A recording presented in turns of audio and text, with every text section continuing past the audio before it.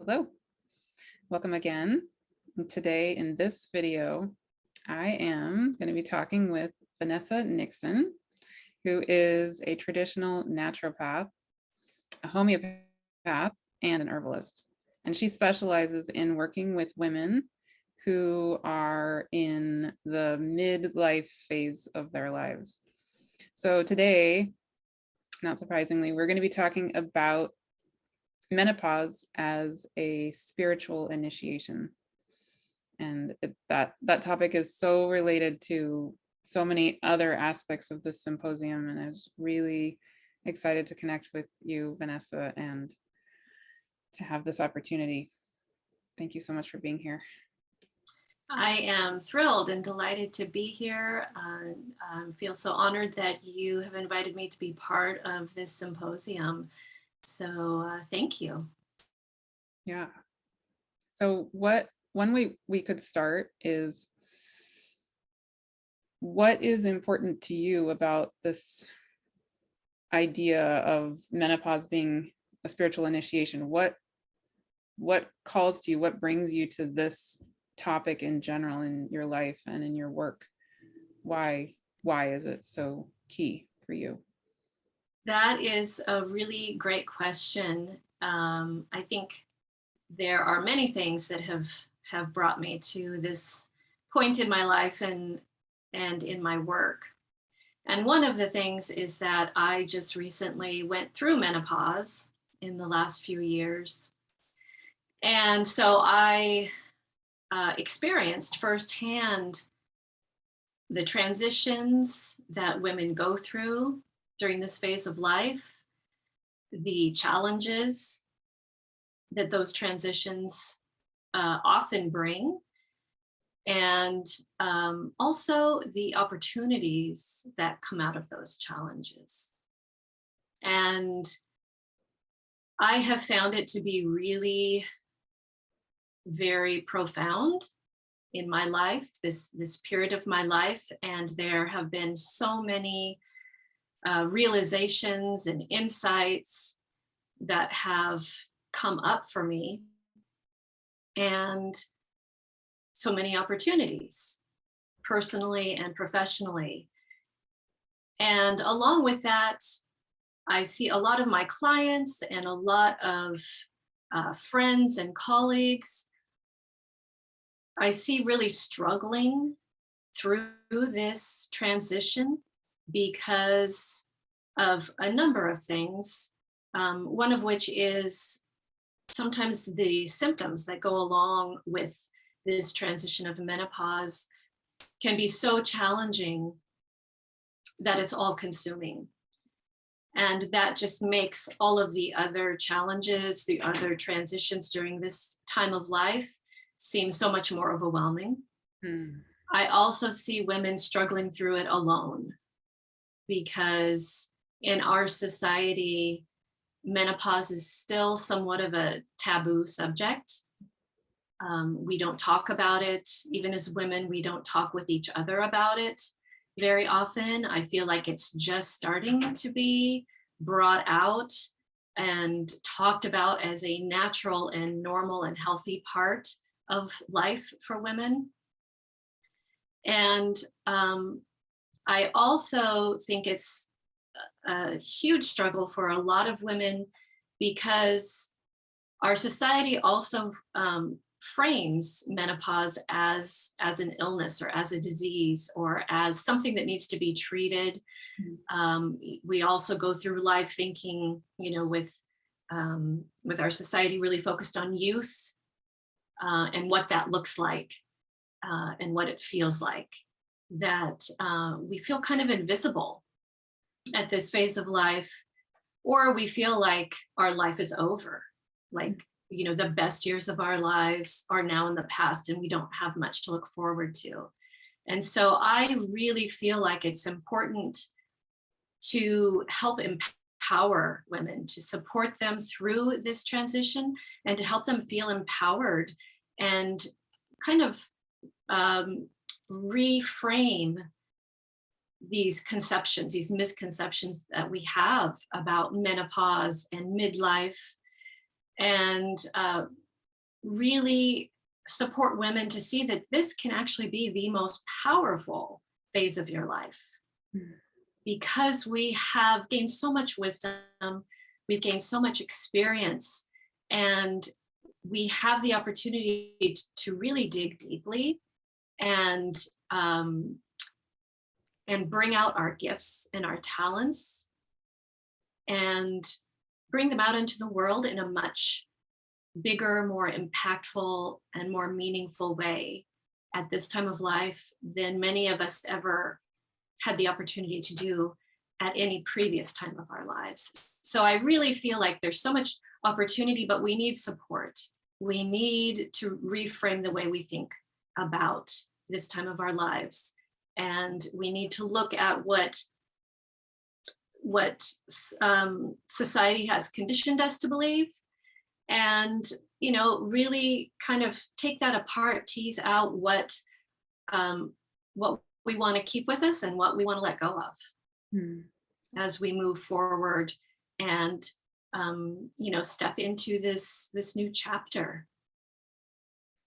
So I'm realizing, can we actually back up a little bit? And can you give the definition of menopause? 'Cause Absolutely. I realized that I didn't actually ever specifically learn what menopause is, even though I was highly educated in women's health and I was trained to be a doula and I knew, every detail about like childbirth and all those things. But I don't know that people know necessarily what is menopause, what is perimenopause, and then what is postmenopause. Like, can you just break these down? And Absolutely. yeah. Absolutely. That's a great question, because you're right.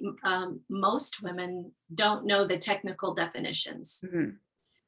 So perimenopause is the time period leading up to menopause, when a woman is still experiencing her menstrual cycle, but her hormones have started shifting and changing, um, to leading to menopause. And that period of perimenopause, many women do not know that they're in perimenopause when they're in it.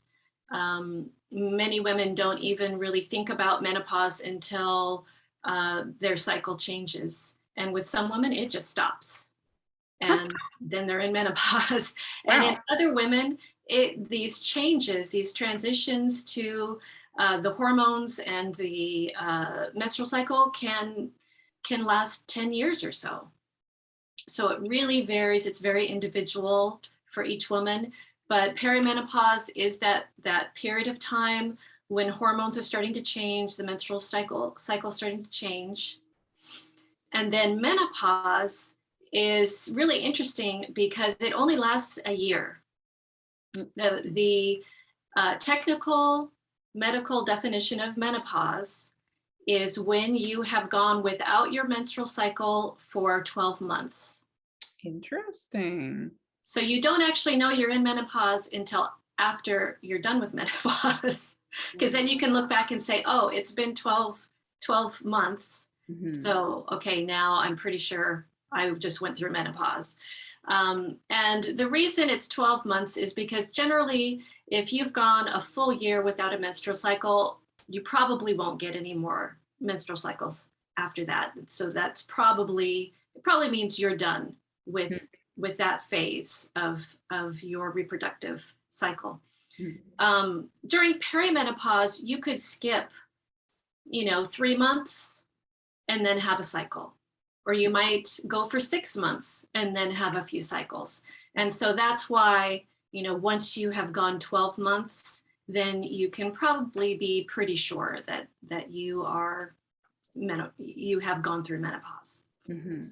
And up until that time, you don't really know, because you might get a cycle next month, even if you haven't had one for a couple of months.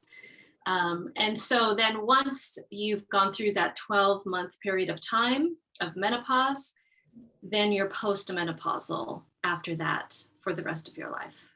Oh, that's so interesting. So when people say I'm in menopause and I'm having hot flashes, like that's the stereotype. Are they actually in perimenopause? A lot of times they are.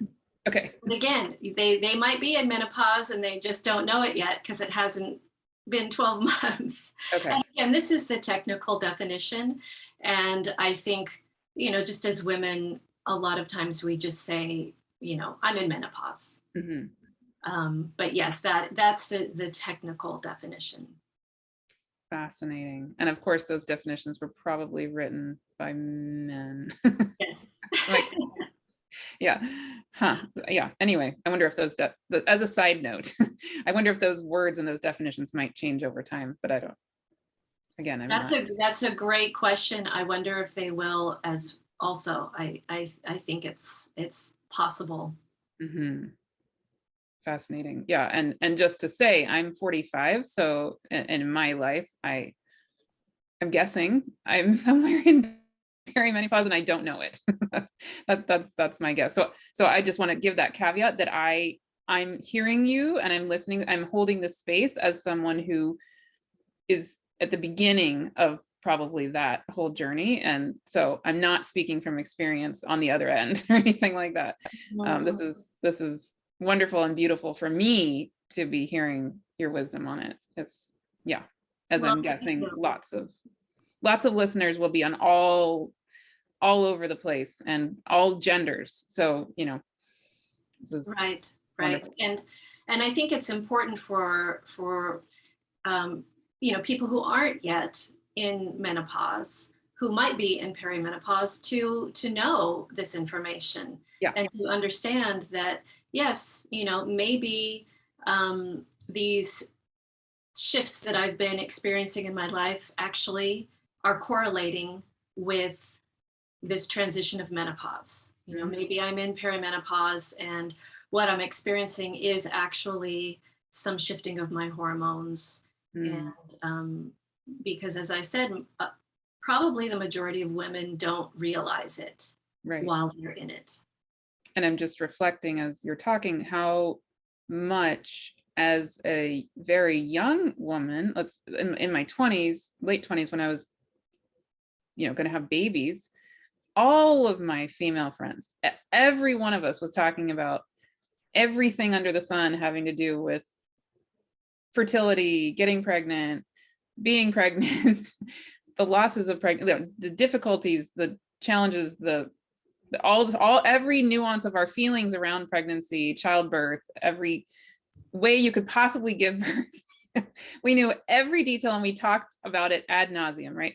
And now I'm 45 and I have plenty of female friends, and you're right, we don't sit and have those, nano detail conversations about the menopause experience at all.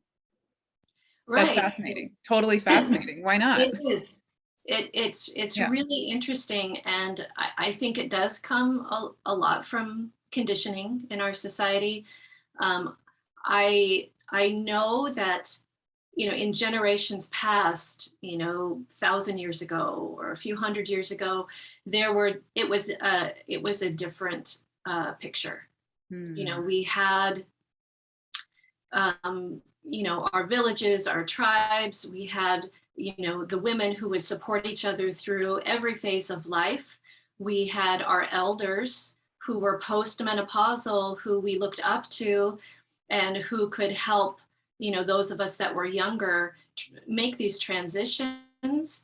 And it was something that every woman knew, because we had these oral traditions and we had the support of the women in our community. And it just wasn't a question. Of course, the young women need support going into first menarche. And of course, the new mothers need support with pregnancy and postpartum. And of course, you also need that support going into the menopausal phase of life. Right. And that was just a part of community life. And, there are some parts of the world where I think that still is intact, but not very many. And I would love to get to the point where, many more of our societies held the same kind of respect for the mature woman, and and also if we got to the point where not only are we supported through all these phases, but that we look forward to the menopausal phase of life. I think, in the patriarchal structures that we have right now, with its focus on a very specific definition of beauty and youth and value, that, women oftentimes really dread going through menopause, not just because they hear about very challenging symptoms that they might experience, but because they fear it's the end, or that their body's going to start breaking down, things are going to start going wrong, and there's just not that much you can do about it, and it's just not true. It just is not true at all. It doesn't have to be. Mm-hmm. And so that support and that getting the information out, letting women know that there are options. There are a lot of options, and many of those options are natural and holistic, and that's part of the natural, normal life cycles and rhythms of womanhood. And it's up to us to find that support if we don't have it, create that support and those resources, and then utilize them, the ones that resonate with us. Mm-hmm. Yeah. And I want to obviously come back to that specifically, and then at the end, hear more about what you offer, because I know that you offer things along those lines. What I'm wanting to hear to lead into that is what's your vision or your image or your sense or your experience of the perimenopausal, menopausal time period, in a positive way. You said that there are many gifts in this time of life. So, and we're also here to be speaking about menopause as a spiritual initiation. So I'm guessing those two things intersect. Mm-hmm. But yeah, just what's that reality that that wisdom that about this time in life? Yeah. So what I've experienced, and what a lot of my clients and a lot of women that I look up to and who are really wanting to bring menopause, out, uh, you know, out of the closet, so to speak, back into the normal, natural course of life. What a lot of us have experienced is that when you get to this stage of life, many women are experiencing for the first time having the opportunity to really look very deeply at who they are, aside from their families, aside from their children, aside from their careers, aside from their relationships. And sometimes this opportunity comes in a way that we think of as not so positive.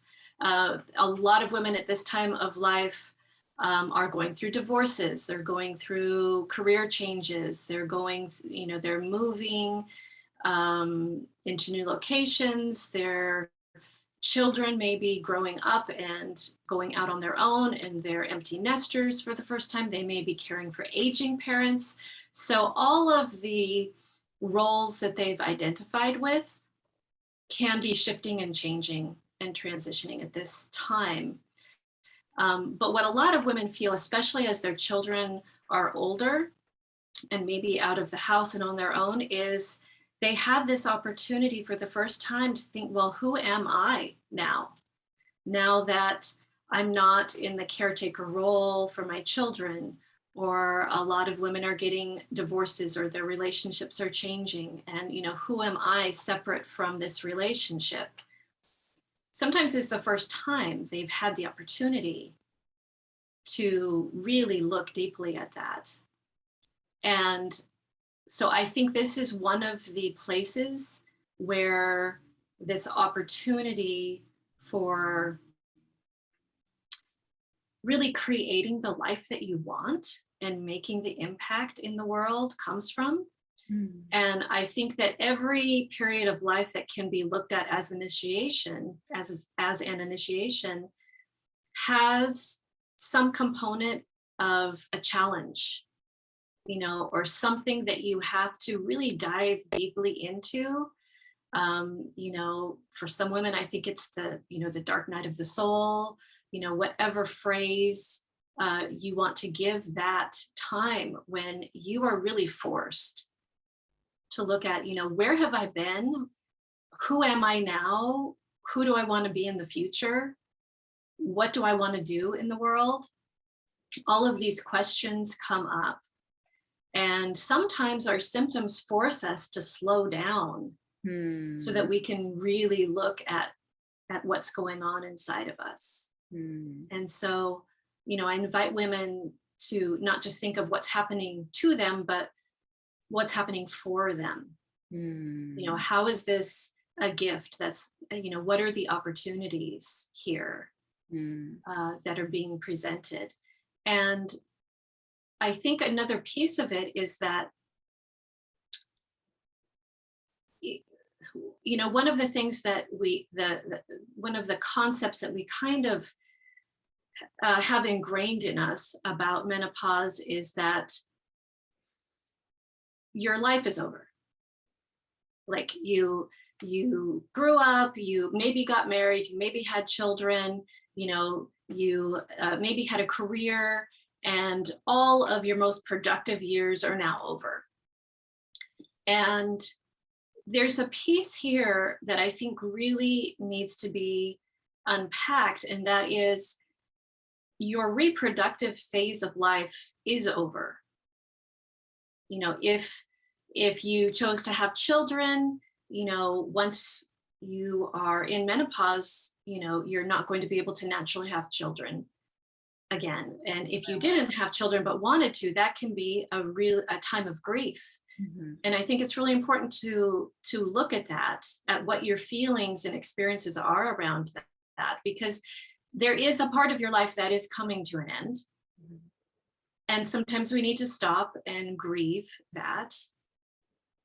And then from that place, look at, okay, what is happening for me now? And there's a really special way that the Japanese and the Chinese, in traditional Chinese medicine and in traditional Japanese medicine, they call menopause the second spring of a woman's life, because yes, it's the death of the reproductive phase, but it's the rebirth of your life.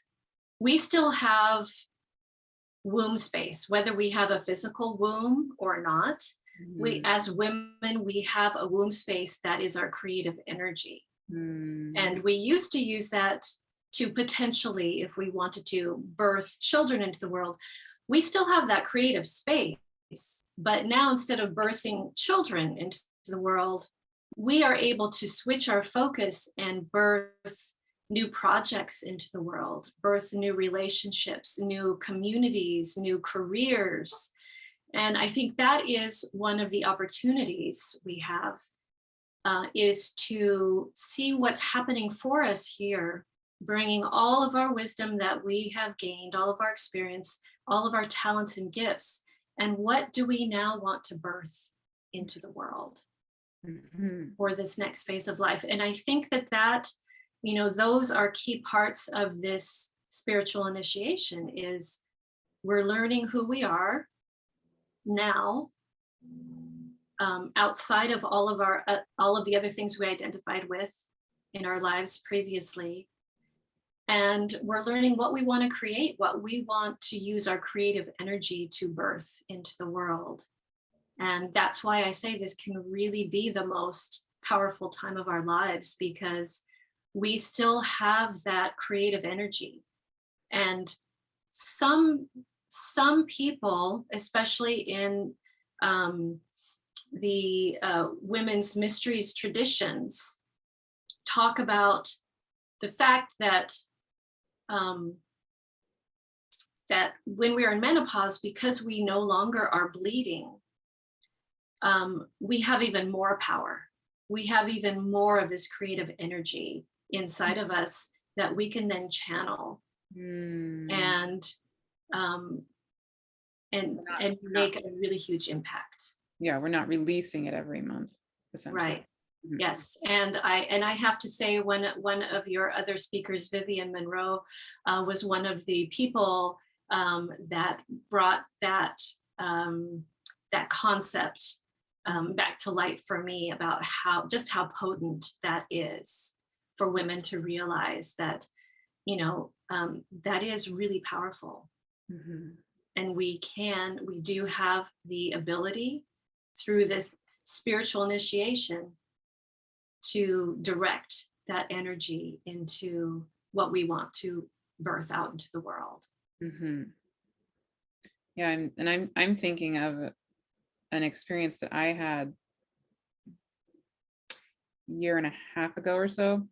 So I won't name all the details because it's a little much for going out into the public, but I'll give the essence, which is I had this experience where my son was my oldest child. So I have two kids and they are now 10 and 15, but my son was, the older one, was turning 13.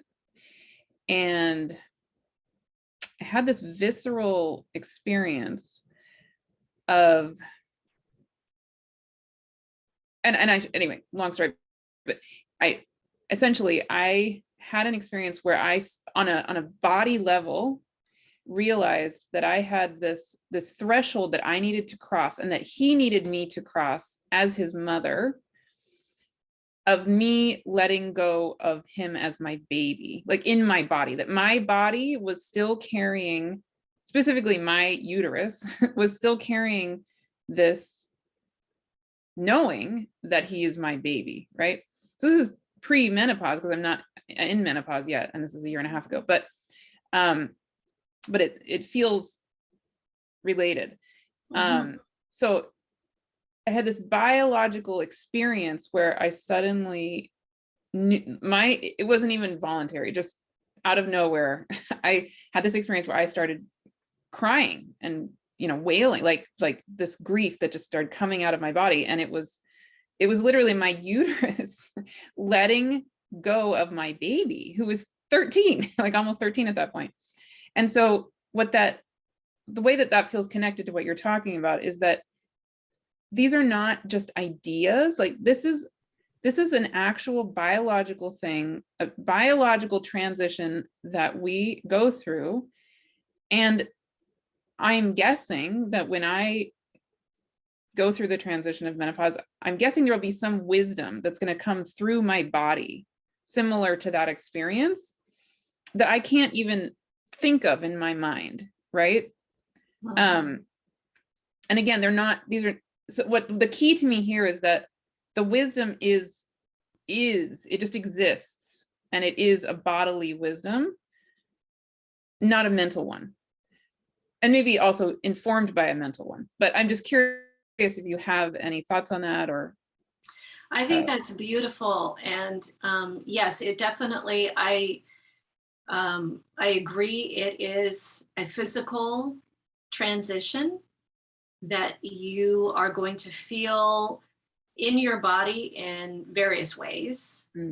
I love the fact that you were aware enough to understand the message that your body was sending you and to allow that process. And I think that that's a key piece through this transition, is that we will get messages from our bodies. And sometimes if we don't allow those messages, if we're not listening for them, if we're not giving them the space and the support that we need, we can make this transition a lot harder than it needs to be. Yeah. But yes, that definitely it can come through the body. It can also be a very spiritual experience. You know, some women may not really feel those messages coming through their body as much as coming through spiritually. Mm. Some people, it might be coming through emotionally. Mhm. And definitely there's a mental aspect of it. But yes, I think that in all, you know, energetically, spiritually, emotionally, mentally, and physically, we are experiencing that transition in at every level. Right. Yeah, and I just, as a little side note, I that experience I had when he was turning 13 did make me wonder, we have these like we said, we acknowledge the girl starting to get her period, we acknowledge the woman getting pregnant and giving birth, and then we don't really, it feels like there's actually a few, maybe more, maybe not only just menopause, but this, it felt like this sort of a transition also that I needed to acknowledge, and that I kind of wish there was a societal way to acknowledge the transition in my motherhood, going from the baby, having the baby to having the teenager essentially. But I mean, this being who is, it's like, it felt kind of like, again, on an energetic physical level, is like this transition from you give birth, the baby comes out, then the placenta comes out. Then this felt almost energetically, obviously not physically, there was almost like a third birthing that needed to happen of a different energetic body, of my body really, truly, finally letting him go. Like, well, not really, probably it'll happen again, and then again, and then again. But it was like another layer, another placenta coming. It was, that's weird and that's graphic. But do you see what I'm saying? It's like I feel like there are probably many of these that we don't acknowledge, and it would be so wonderful if we could. Yes, I agree. I think that that would be wonderful if we as women um, were able to hold that space for each other. Yeah.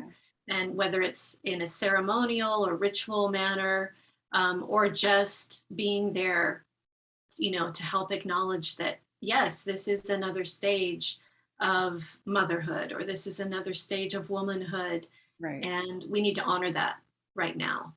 Absolutely. Yeah, right. And for some people, they might literally physically have had children, and for others, it could be a metaphorical, whatever, any other version of a similar experience. Absolutely. Yeah. So going back to the wisdom and the gifts in the menopausal experience, the next thing on my mind is, what are some of the ways that you, either you personally or of in the world, what are some of the ways that you feel are truly helpful to hold space for this time, or to hold space for this initiation, or various versions of it? Mhm. What are some help? Yeah. So, one of the things that I do in my work with women is to help provide them with natural options Hmm. for navigating this time. And as I said, there are many different options for women out there these days, but I think it's really important for women who want to honor this as a natural progression and use natural modalities, that they have those options available, and that they have somebody to support them through that. Mhm. And whether that's a friend, whether it's a mother or a sister, family member, or whether it's a natural health care practitioner, I think it's really important to get support, especially if you are struggling, if you're experiencing challenges, and just to know that as women, we are natural nurturers, and we're natural supporters, and we're natural collaborators. We like to be in community. That's part of the feminine energy that we have. And so just honoring that, especially during these times of transition, it's important to make sure that you have support. And if that's all you do to mark these transitions, then that's going to go a long way. But there are other things that you can do. And one of the things that I often support my clients to do is to create rituals. And they can be daily rituals, they can be weekly rituals, they can be monthly. I often suggest doing rituals along with the lunar phases, because as women, we are cyclical in nature. You know, the feminine is very cyclical. And just because we're no longer experiencing a menstrual cycle doesn't mean that we don't experience cycles. It's just that now our cycles are more in tune with the moon, with the phases of the moon. So having rituals that support us, that could correlate with the lunar cycles, or whatever it is that resonates with you, that includes self-love and self-care, I think is probably one of the most important things that we can do to help us through this initiation with ease, with joy, feeling healthy, feeling vital, feeling powerful, so that we can get to that point where we feel like I actually am birthing something new here. I am ready to step, really powerfully, really vibrantly into this phase of life. So using support and using rituals, I think are my two top tips for this phase of life and how to support yourself through it. And then, of course, there are many ways that you can do those things.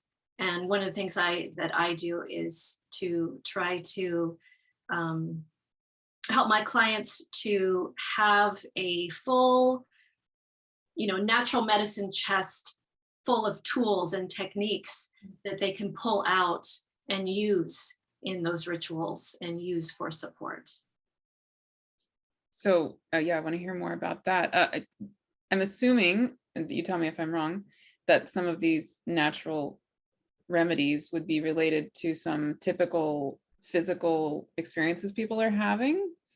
Well, yeah. So there are some women go through menopause and don't have any symptoms that they can identify.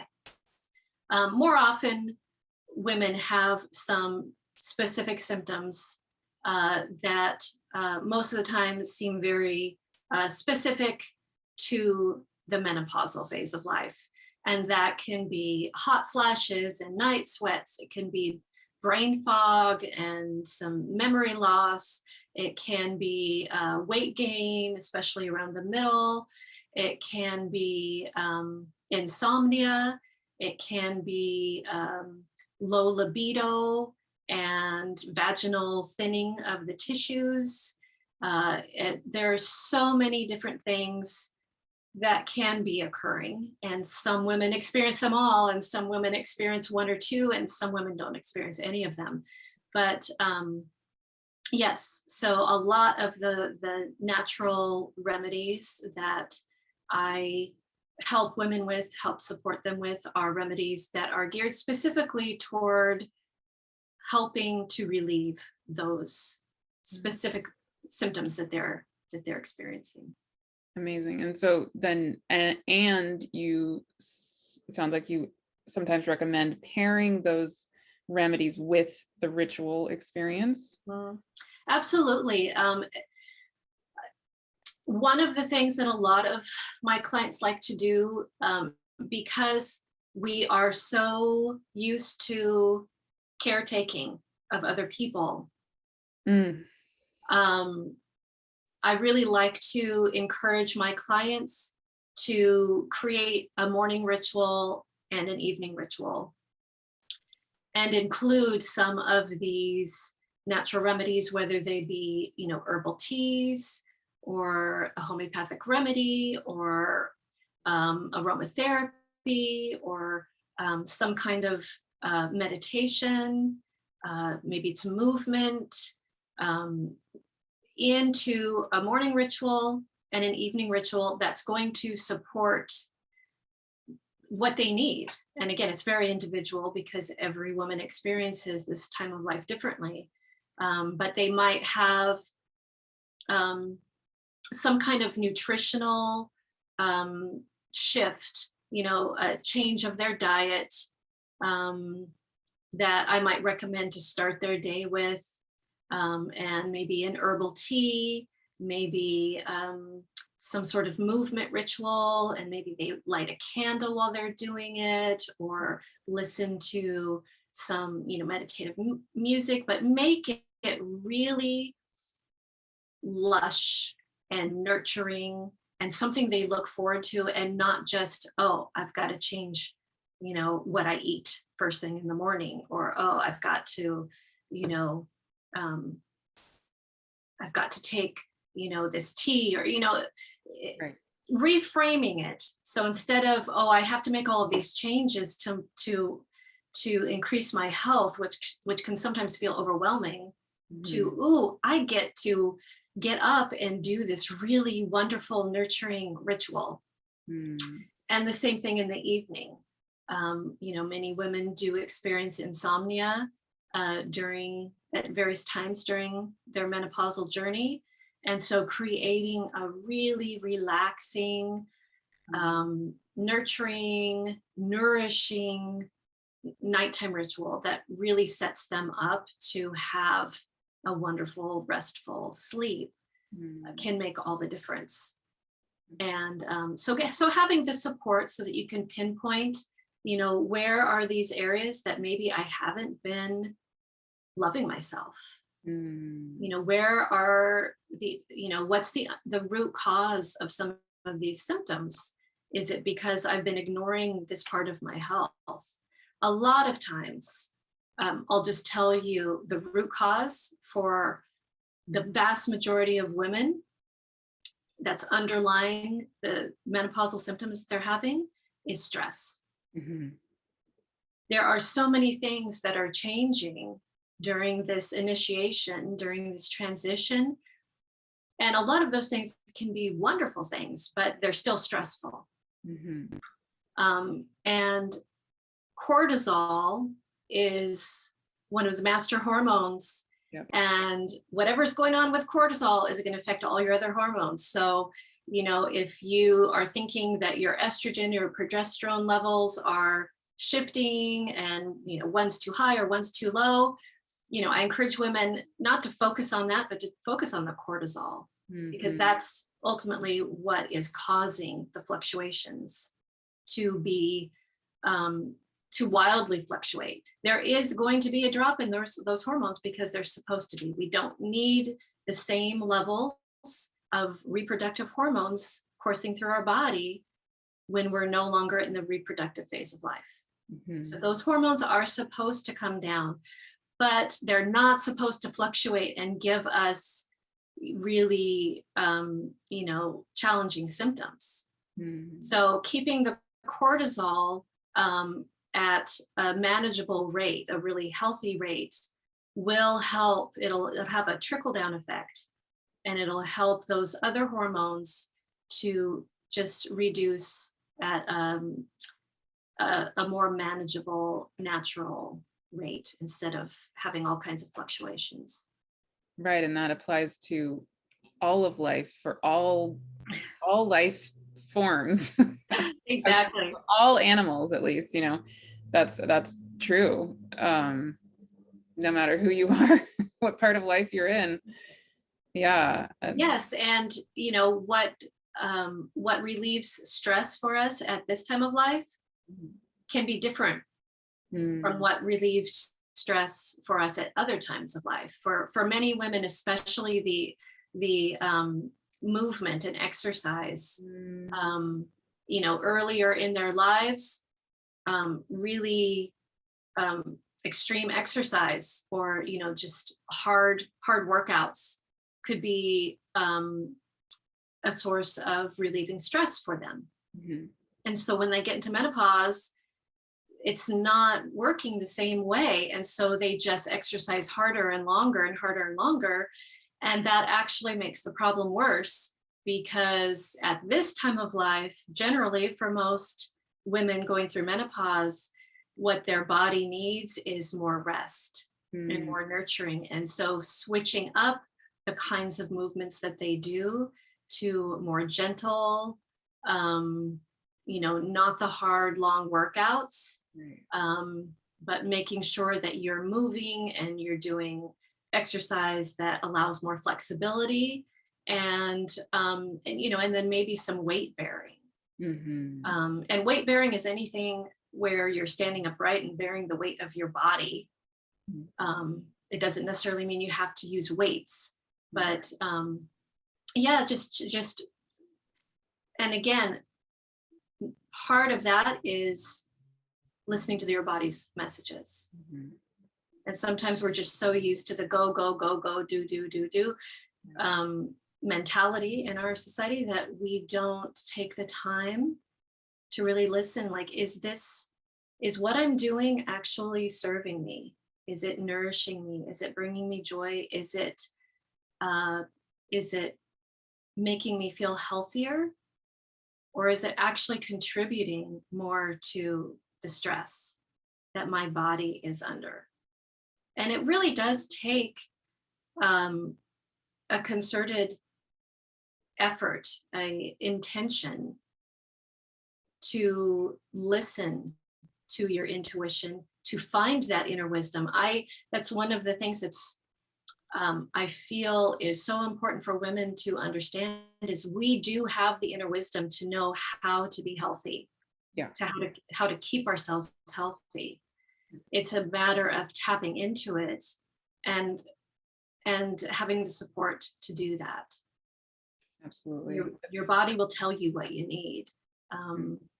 And if we have, a supportive network of people and resources, then we can do that. We can find that connection with our intuition and our inner healer, and be able to acknowledge her presence so that she can reveal herself to us. Yeah, it's making me think, this is a small example, but I feel like a holographic small that's actually big. In my own life, I'm thinking that I am a member of Core Power Yoga, right? So it's hot yoga, and they offer these various classes that range from why am I blanking on the name, but the kind of yoga where you basically lie there and do nothing, with restorative yoga, all the way to, harder and harder and harder and harder until you get to the super intense one where people feel like they're going to die, where you're using weights and you're in this 100-degree room and you're doing yoga with weights and all this stuff, and then you do these jumping jacks, and then you're constantly in this go crazy, sweating so hard, and I live in Santa Barbara, so near UCSB. So I live surrounded by tons of gorgeous 20-year-old blonde 20-year-olds with, like, quote unquote, the perfect body, and they are filling those crazy hard, weights in 100 degrees jumping jacks thing. And I had to really check myself. I had to really do exactly what you're talking about. And I'm good at checking in with my body, really good at it. But it took effort, even with me in this circumstance, to go, okay, like, breathe. What does my body actually need? What actually serves my body? What's my motivation for wanting to go to the hard one? Is it because I think I want to look like the 20-year-old? Oh, yes, that was my reason. Hang on, I don't actually want to be 20 years old. I don't want to look 20. I don't want anyone to think I'm 20. I love being 45. And let me feel into it. Oh, okay. And then I figured it out, at least at this moment. It changes maybe from week to week, but in this moment, X, Y, and Z balance really works for me. And I love going to the restorative yoga every Sunday as a way to just be absolutely sure that my body has a chance at least once a week to come into this truly like parasympathetic nervous system state of being. Because as I know, having been a psychotherapist and a body worker and on, that's where healing is in that parasympathetic nervous system state of being. We literally need it. And once a week is not enough, but in my life, like that's just one place where I've been clear to keep that commitment. But it took me listening. Like I had to overcome this drive to this message from wherever, that the better choice would be to go to the crazy one with the weights and the jumping jacks and all that. Right. Which does not serve my body. It just does not. I get dehydrated. I don't feel good, etc. So yeah, and that is one of the reasons that one of the tools in my natural toolkit that I love the most, especially around the movement piece, is belly dancing. And I've been belly dancing since I was 20. Wow. And I've been an professional instructor for maybe 15 years now. And one thing that I see that I experienced in myself, and I also see in all of my students at some point, is that the practice of belly dance puts them in touch with their bodies in a way that they were not in touch beforehand. And it allows them to feel so much more empowered as women and to listen to the messages their body's sending them, but also just to love their bodies just the way that they are. And that's something about belly dance that I find a lot of people don't know, that it's a cultural tradition from thousands of years ago that was created for women. The dance of belly dance tells the story of womanhood. All of the moves are designed for a woman's body to help her go through the transitions of her life. Wow. So as you're belly dancing, as you're learning this form of dance, you are actually doing the things for your body that will help it to transition through all of the cycles that you will be transitioning through in your life. So, and it's very body positive. Of all, women of all shapes and sizes are revered, just for being women. And in some cultures, the more curvy you are, that is the epitome of womanhood. And so I love the fact that it's a very matriarchal form of movement. It was traditionally only performed by women, only for women audiences. The women of the village would teach this dance to the younger women, and they would perform for each other during their rites of passage and during their rituals. And men had their own dances, cultural dances and gatherings. But, what we think of as belly dance these days was traditionally performed by women for women and told the story of womanhood. The first part of the dance is kind of a lively part of the dance that depicts the maiden phase. And then there's a piece in the middle where usually there's a lot of floor work, which depicts motherhood and birth. And then the last part is also a more lively part of the dance that depicts the joy of the mature woman. So I find it very beautiful in concept, but also in just for practical purposes. Mm. It's just a beautiful way to honor your body and to support it through these transitions. And again, to get into the the knowing and the wisdom of the body that really can't come through the mind in the same way. And it's again making me think of my experience of childbirth, right? That in childbirth, you go, your brain is not online. You go into your body completely. And if you are lucky enough to have being, if you're held in a way where you can really go into the wisdom of your body and let your body move with whatever it's needing to do, it's an experience that I don't know that I've had in a, well, sexuality also is along those lines, but it's a particular kind of going with the rhythms of your body, and it's knowing that I think we get forced into because our brains completely are not online in that moment. Mhm.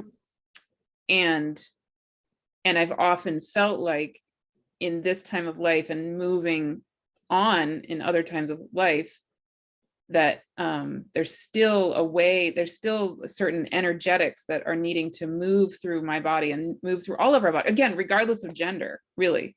Mhm. But there are these waves, that we need to be able to move with them and not feel strange doing that, or taboo, or whatever it is. Exactly, Yeah. exactly. And I think that, speaking of belly dance, that is something that it has been over sexualized in our society. That's how we've looked at it, like, oh, that's a very erotic, you know, sexual form of dance expression. And I think that's because our society does skip over that piece that, this is something that needs to come through our bodies, Hmm.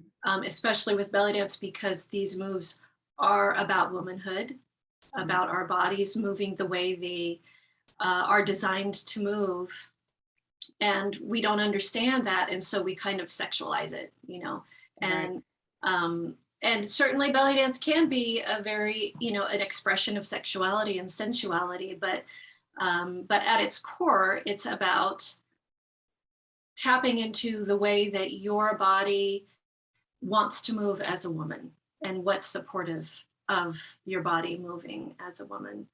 And you've told some wonderful stories about, motherhood and birthing, and I feel so fortunate to have found belly dance before I had my 3 children, because I really feel like supporting my body with those movements allowed me to have um, much more straightforward and easier birth experiences Mm. than most of the people that I know, Mm. because I was so used to that state of just going in and Right. allowing my body to move the way it needs to move. And so I didn't fight it. I didn't try to control it with my mind, like, what am I supposed to be doing now? How, what's supposed to happen? I just, I had these skills that, um, that my body just had the memory of, because I practiced them for so long, these different movements. And so I could just allow them to take place naturally. Right. So I experienced how it helped my body transition through, the phase of birth and delivery, and I've also been experiencing how it has helped me through menopause and into postmenopause. That's what I was going to say. I would bet you then there's also the parallels with the menopausal experience too. Yeah. Absolutely, absolutely. I do, a lot of women, as I said, experience, vaginal thinning. They experience painful sex. They experience low libido. A lot of changes in their sexuality Mm. um, during menopause.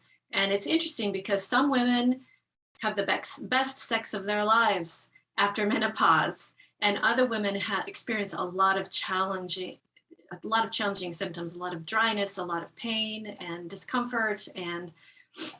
And one thing that I have experienced personally, and I have heard from other women who do forms of movement that are really specific to the feminine energy,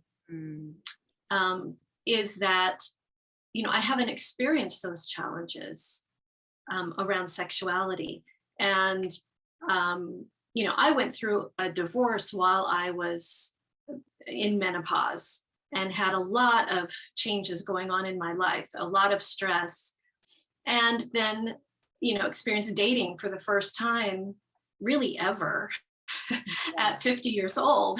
And so there were definitely, there was the opportunity for having some challenges in that area. But because I have been belly dancing for so long, and because I have had that as a form of meditation, that's one of my most potent forms of meditation, is through movement. I've been able to keep in touch with my body, and especially that part of my body. And because, in belly dancing, there are so many moves that are centered around the hips and around the pelvic area. And it really keeps that pelvic floor toned. And that's why we have so many hip movements in belly dances, to keep those parts of your body toned and moving and flexible, and keep bringing blood flow to that area and keep all those parts juicy. And so I've experienced myself that has been a really great way to make sure that part of my life still brings me joy, and that I feel healthy, and that I feel vibrant, sensually and sexually. And so, that's just one example of, one of the tools, one of the rituals that we can create for ourselves to make sure that we are feeling vibrant, that we are feeling healthy, and that we're addressing any symptoms that might come up for us through listening to our bodies, through honoring it, and then through addressing it in a natural, nurturing, healthy way. It's amazing. Do you incorporate belly dancing with your clients now? That's one of the things that I offer. And some women don't resonate with it, which is fine, but I do encourage them to find some kind of meditative movement, not just exercise, even if it's just walking out in nature. That's a wonderful way to incorporate movement and meditation, where you can really go within and listen to your body. Yeah, absolutely. Yes. Key for me, but now I'm intrigued about belly dancing. Sounds wonderful. So do you have any other last thoughts about menopause as a spiritual initiation? Anything that you feel like you haven't spoken to? Well, there's the whole beauty piece that we've kind of alluded to. Yeah. And I don't know that I really want to go deeply into that, but I just want to just speak to that piece, that there is a very real, tangible beauty in being a mature, wise woman. Yes. Whose, laugh lines show that they've had lots of opportunity to smile and laugh in their lives, whose, wrinkles show that, they have, that they've taken care of other people, that they've had experiences. And, our bodies, the whole idea of the body image and the issues that we have around it in our, patriarchal society. I think it's important for women to realize that view that you were speaking of with these, 20-year-olds in the hot yoga class, Yes, that is a beauty standard, but it's not the only one. And, you know, for me, it's really important to support women to realize that, yes, we may gain some weight as we go through menopause, and that can be a really good thing. As we age and as the levels of estrogen drop in our bodies, for some women that could mean a greater risk of bone fractures if we fall. And so, of course, keeping up your movement and keeping your body toned and flexible is going to prevent falls from taking place, but also having a little extra padding is nature's way of protecting your bones. Beautiful. And fat cells store estrogen. And so if we have a few more fat cells, that means we're going to keep our estrogen levels more balanced. And so there's a reason, nature does things for a reason. And I think it's when we as human beings think that we want to outdo nature, or we think we know better than nature, that's where we start getting into trouble. And so just looking at menopause through the lens of nature, like, okay, here are the things that naturally happen in menopause. Why is that? There's a reason. So let's look for the reason and the opportunity that provides us, the gift that gives us. And so I think that's just a different way of looking at menopause is, okay, it's natural, it's normal, it's actually what my body's supposed to be doing. And there are gifts here for me. How can I discover those gifts? How can I unlock those gifts and then use them? They're provided for me. These gifts are provided for me. Why not take advantage of them and find how I can use them to, make the world a better place and be healthier and happier at the same time. Absolutely. And the one thing that comes up for me in that, and I feel like is maybe, a huge topic in and of itself that maybe we can address in some other way, some other time, but just want to touch on it, which is when you're talking about sexuality in this time of life and the beauty standard, I'm just imagining a lot of people in any age, any time of life, again, any gender, there's this, when we think of two people coming together to be sexual together, right? There's this image of the perfect partner with another perfect partner. And they're both supposed to be within, regardless of what their genders are, they're supposed to match a certain image we have that we might, want to see if we're watching a movie or something. We would enjoy watching these two people coming together, usually visually or whatever it is. We might cringe with certain other images and we would not cringe with other ones, right? So when we personally come together sexually with somebody, we have a standard that we should look like the TV or whatever that is, right? And so this is not only with menopause, but I think it especially does apply here. I would love to see a reframing of what is it that we're feeling into as sexual beings, in either on our own or just as, in terms of our own value with our own self, but also when we are being sexual with someone else, what is this being that we are being? Well, I mean, one answer I would have is we're being ourselves. We're not being the person on the TV,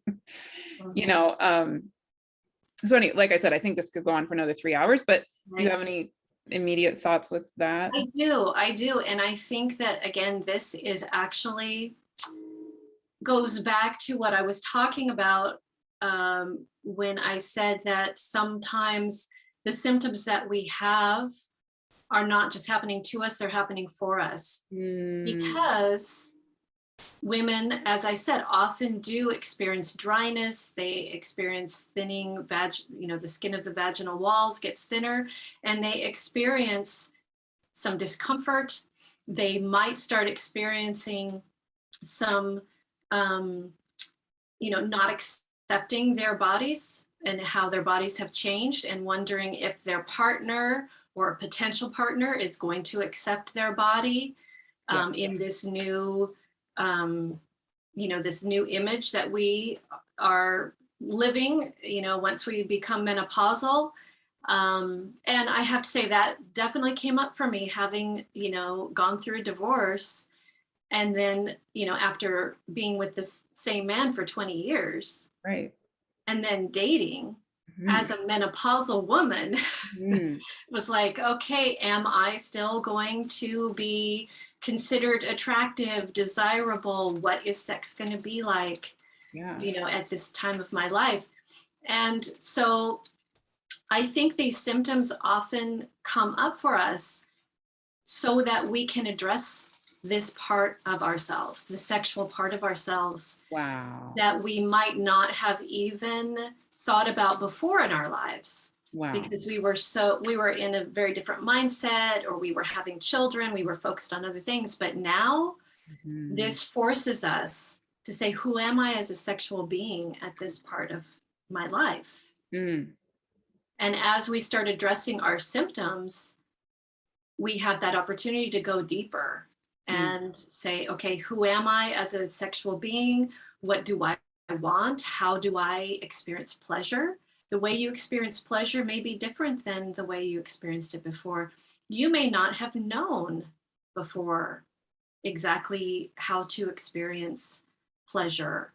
There are so many women who come into the menopausal phase of life never having an orgasm, Mm. not knowing how to pleasure themselves, or what experiences actually bring them pleasure, or what levels of pleasure there are to experience. And so having these symptoms can allow us to go really, really deeply into those questions, and again, finding that inner wisdom, listening to the body, listening to your intuition, being really connected.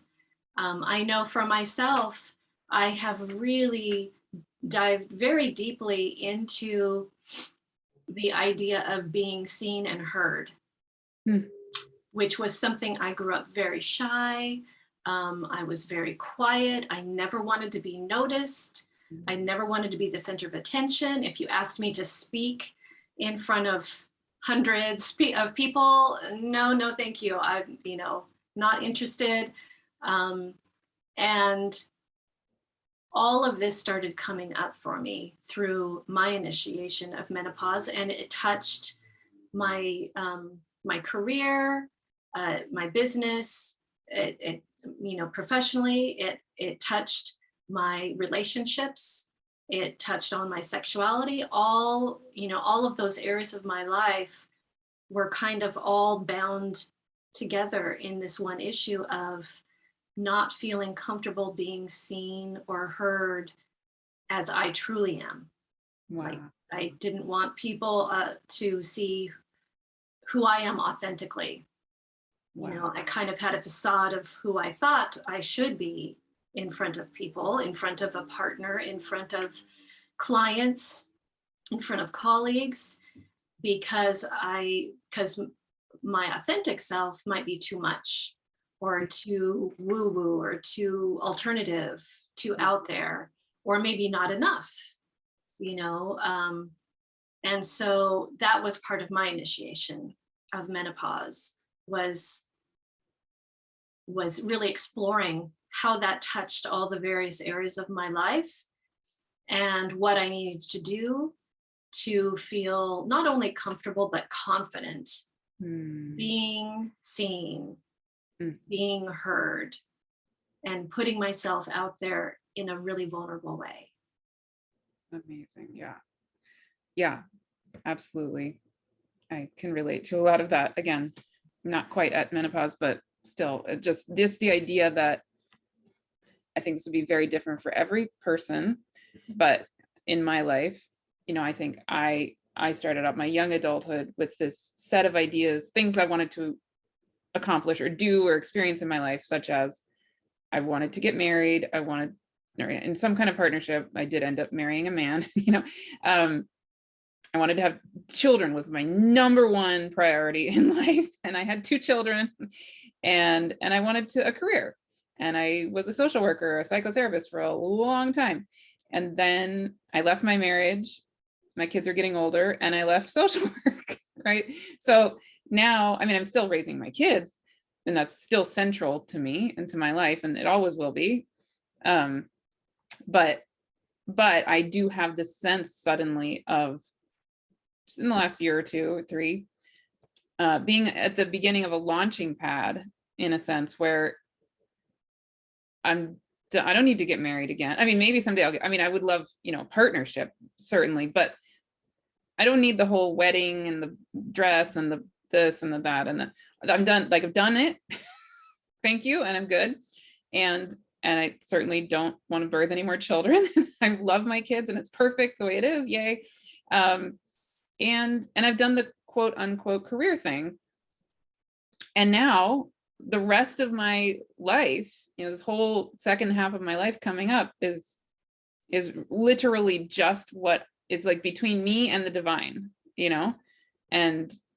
and my kids. I mean, my kids too, but really it's, why did I come on the planet? Mm-hmm. That's it. That's all I'm here to do now, and be a mom to my children. But it feels so freeing. Yeah. And I think you just summed up beautifully what I think of as this reframe of menopause as a spiritual initiation. You are, you're in that, even though you haven't gotten to the point of being in menopause yet, you're still in that, phase of perimenopause, menopause, and postmenopause, where we have that opportunity.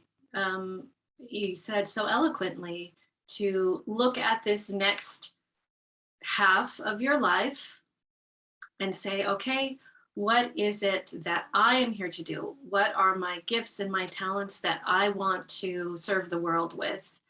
How can I make, the biggest impact, and, fulfill that divine contract, or, co-create with the universe, from who I authentically am. Yeah. What am I going to birth into the world? Yeah. Beautiful. That's beautiful. Mm-hmm. Well, and so I'll just add one more thing, that astrologically, so I do astrology also, and a lot of the, not all the time, but for a lot of people, there seems to be a phase of life where they're kind of reliving a lot of karmic stuff. Like, they're reliving a lot of their south node of the moon energies.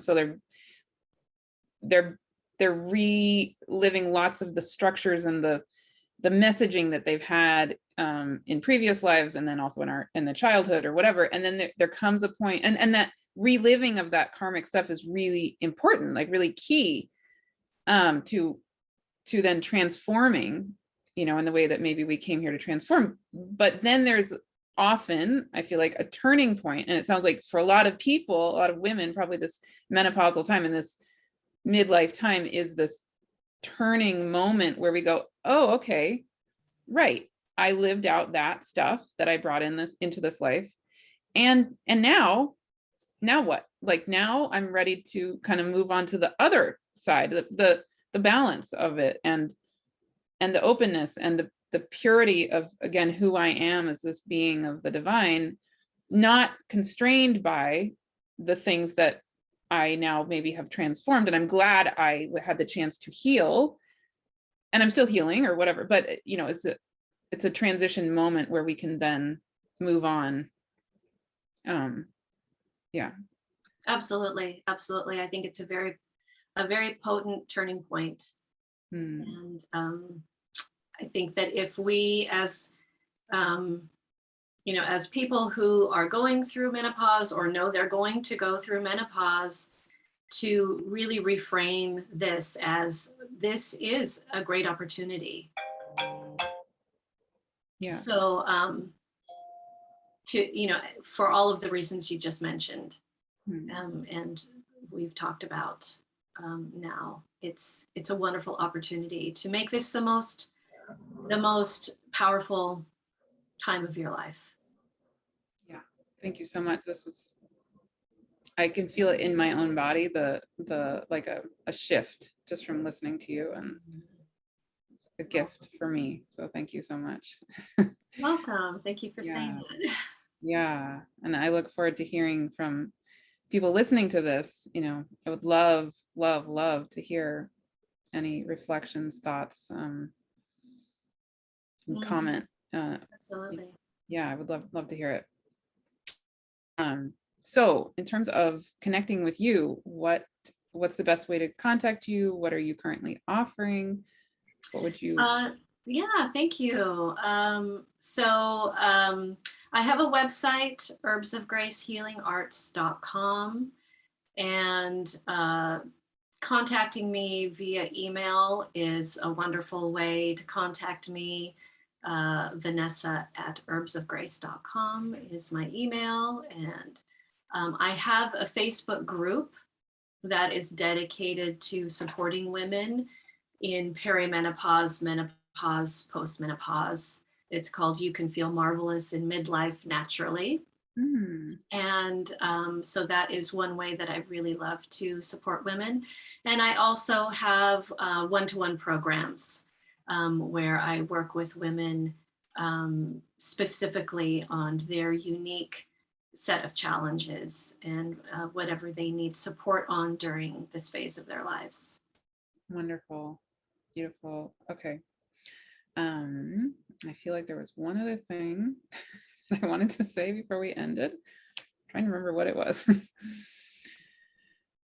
Well, while you are remembering that, I just want to also say, as well as working, as a traditional naturopath one-to-one with women, I also do still teach belly dance classes.